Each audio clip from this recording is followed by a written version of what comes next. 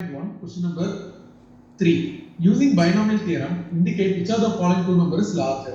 இந்த first term நம்ம இப்ப expand பண்ணலாம்.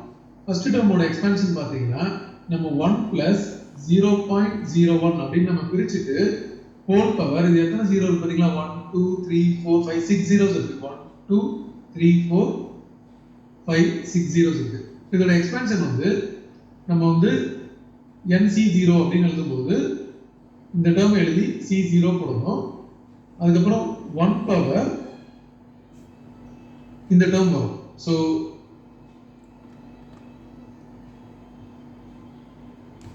சிக்ஸ் ஜீரோஸ் வரணும்.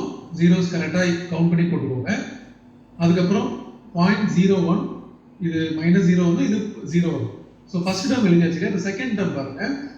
இதே மாதிரி 6 zeros போட்டுட்டு c1 1 பவர் 6 zeros போட்டுட்டு 1 2 3 4 5 6 -1 வரணும். அதுக்கப்புறம் 0.01 whole power 1 வரும். அடுத்தது பிளஸ் 6 zeros போட்டுக்கோங்க.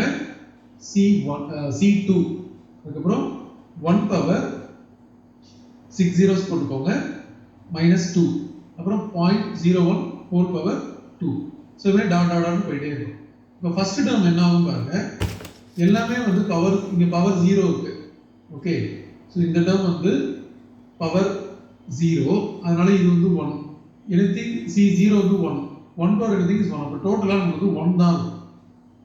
அடுத்தது இது nc1 வந்து n இல்லையா, அப்போ வந்து 1 with 6 zeros அப்படியே இருக்கும். ஓகே, ஆனால் இன்டூ இது 1 பவர் anything is 1, இது into 0.01 இருக்கும். அடுத்து பிளஸ் இந்த டேர்ம்லாம் வந்து நான் as it is எழுதிடுறேன். ஸோ 6 zeros இருக்கு, c2 இந்த 1 விட்டுட்டு மீதி எழுதிடுறேன். அப்புறம் டாட் பிளஸ்ல ஏதோ ஒரு டேர்ம்ஸ் வரும். இந்த டேர்மே பார்த்தீங்கன்னா இங்க 2 டெசிமல் தள்ளி இருக்கிறனால நம்ம மல்டிப்ளை பண்ணும்போது இந்த 2 டெசிமல் போயிடும். ஸோ 1 பிளஸ் இங்க வந்து 4 zeros தான் வரும். பிளஸ் இந்த சம் டேர்ம்ஸ்லாம் இருக்கும். நான் வந்து சம் பாசிட்டிவ் டேர்ம்ஸ் அப்படின்னு போட்டுறேன்.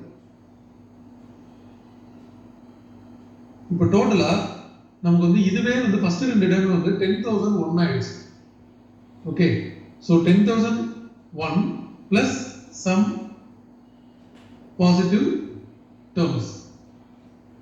இப்போ 10,000 பிளஸ் சம் பாசிட்டிவ் டேர்ம்னா கண்டிப்பாக பெரிய வேல்யூவாக தான் இருக்கும். அது வந்து கண்டிப்பாக கிரேட்டர் தேன் 10,000.